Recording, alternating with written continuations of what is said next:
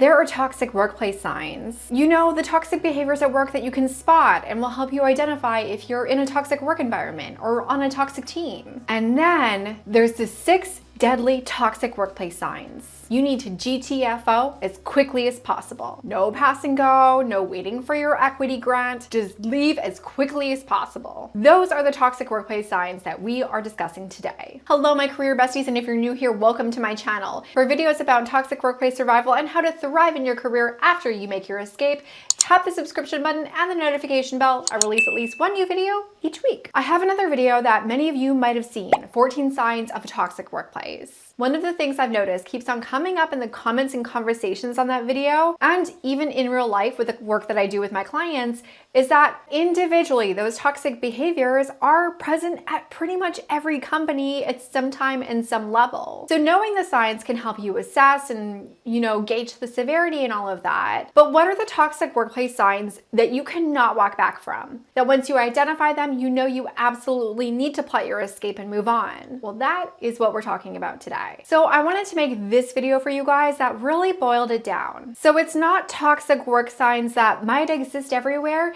These are the toxic work signs that clearly define you are in a toxic workplace. If you're ready to dig in, tap that like button and we're gonna jump into it. But really quick disclaimer first, because I've said this many times, but I wanna be really, really clear here. Your experience of a work environment being toxic is something that is personal to you. And this is gonna make sense later on in the video, but I just wanted to state this because all of these must be things that you agree with, and my perspective might be different from yours, even if we're the same company, on the same team, with the same manager and the same dynamics, okay? So the first severe toxic workplace sign is a total lack of professional maturity. Let's face it, every company has office politics, coworkers gossiping about each other, people throwing each other under buses and stealing credit from each other to get ahead, and maybe a few bad managers and jealous coworkers sprinkled in there. Are these annoying?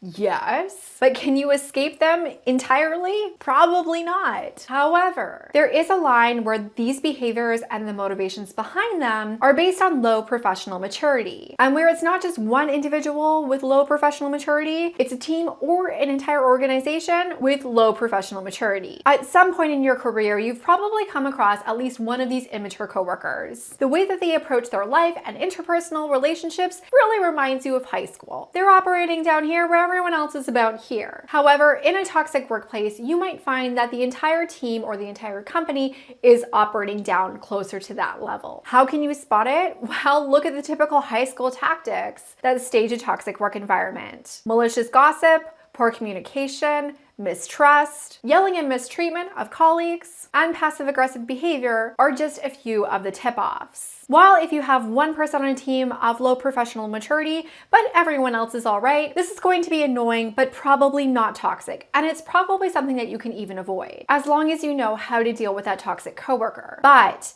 if the entire team is of low professional maturity, and especially if the greater organization is lower in professional maturity, and you're not operating at the same level and it doesn't feel good to you, this is a clear sign that the workplace is toxic for you, and it's time for you to plot your escape if you haven't already. Related to low professional maturity is actually our next crucial sign of a toxic workplace, and that is a complete lack of boundaries. In any toxic dynamic, whether you're dealing with a toxic person or you're in a toxic work environment, you're probably dealing with things like narcissism and other toxic tendencies, which make boundaries problematic for the people around you and make holding your boundaries even more important. As you can imagine, this creates a lot of tension. One of the most prevalent and even socially accepted boundary stomps is being expected to work around the clock. I have found this to be especially prolific in the tech startup industry. In a toxic work environment, if you get an email, if you get a ping at 11:30 at night when you are sleeping,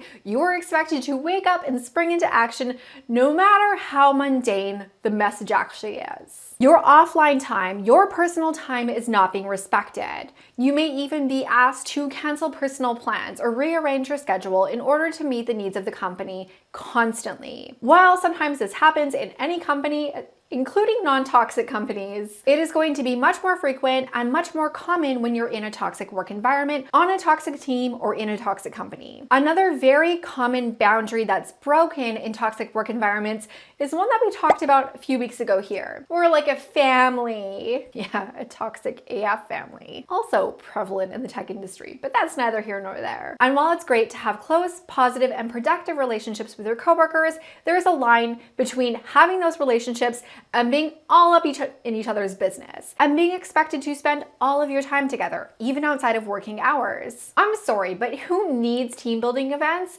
4 times a week? This introvert here does not. No matter what the boundary is, in a toxic work environment, it is going to be almost impossible to hold. And when you hold it, it is going to be very problematic. You may even be reprimanded for having said boundary. And I know that in some industries, having an 80 or a 90-hour work week is totally normal. Looking at you, consulting, legal, and finance. And if you have chosen to work in one of those industries, you might have opted in, and that might even be okay to you because there's the payoff of a huge salary or something at the end of it. In which case, you actually just don't even have that boundary, so it's not problematic. However, if that is contrary to your boundaries and not necessary for you to have the career that you want, it does create a toxic work environment for you. Even in terms of surviving a toxic workplace, knowing your boundaries is absolutely crucial. And a lot of people that I work with, and I know a lot of you, don't necessarily know what your work-life boundaries are. So I created a free fill-in-the-blank boundaries guide to help you figure yours out. At least get the ball rolling. I'll leave the link in the description so that you can snag it. And this brings me into the next critical toxic job warning sign. And this is one that can even help you avoid landing in a toxic workplace. If there is a revolving door of employees, that company is probably toxic. There are 2 different flavors to this. First, there's what would be called in the HR world voluntary employee turnover.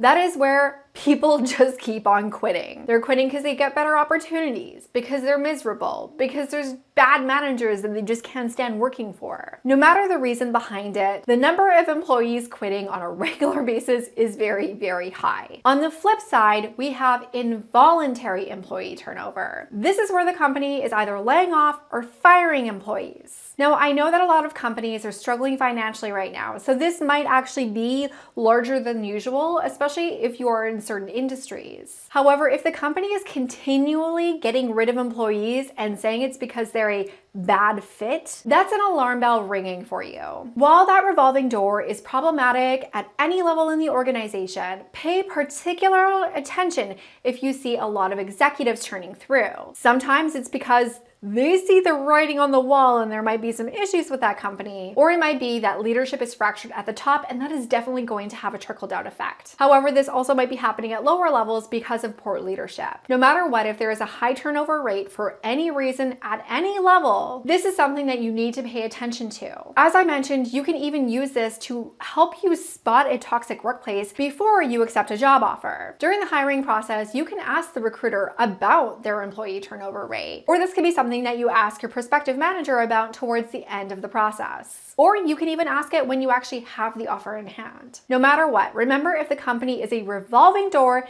there is a reason behind it. And the reason isn't going to be the vast number of employees who are leaving, it's going to be a problem with the company. And this takes us right into our next critical sign of a toxic workplace, and that is that there is no psychological safety. This is something that pretty much every single person that I've talked to that has been in a toxic work environment has experienced. Psychological safety is essentially that psychologically, you don't feel like you are in danger. The opposite is true in a toxic work environment. This might come in the form of judgment, shaming, undermining, gaslighting, and many other delivery mechanisms to make you feel unsafe at work. For example, if you have a toxic boss who criticizes and undermines ideas that are presented in meetings, you're not going to feel very safe to suggest any ideas in a meeting. Lord knows what the reaction's gonna be like. This can actually even create some toxic workplace habits that stick with you going into the next job, like being afraid to share ideas in meetings. Another example of low psychological safety is where colleagues undermining you and even taking credit for your work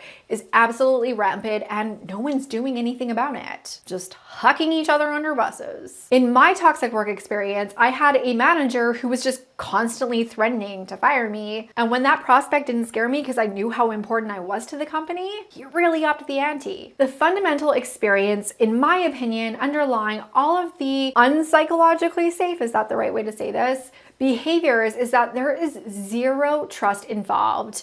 You can't trust anyone and they do not trust you. And this doesn't just show up in behavior and the actual interactions that you're having with your coworkers or with your boss. It even shows up in the way that they treat you. For example, in toxic work environments, they are monitoring what you're doing on your devices right now. Employee monitoring tools are doing things like logging your keystrokes and taking screenshots and even pictures with your webcam and sending them to the HR team or leadership to make sure that you're doing what you're supposed to do, because they don't trust you to do your job. And even if you raise any concerns about the behavior or the lack of trust, you're just gaslit into thinking that you're the problem here. And again, it's not for me to judge what of these is problematic for you and what isn't, because some of these things people don't care about. Like, some people don't care about having their screen recorded by their boss. However, if there are behaviors, especially chronic behaviors, that you do not feel psychologically safe and you're living in an activated state, the non-political way of saying triggered, you are not going to be able to thrive there, because that is a toxic work environment for you. And these toxic work environments and the undermining and the lack of trust have real implications for you. And they could lead to the next crucial sign of a toxic work environment that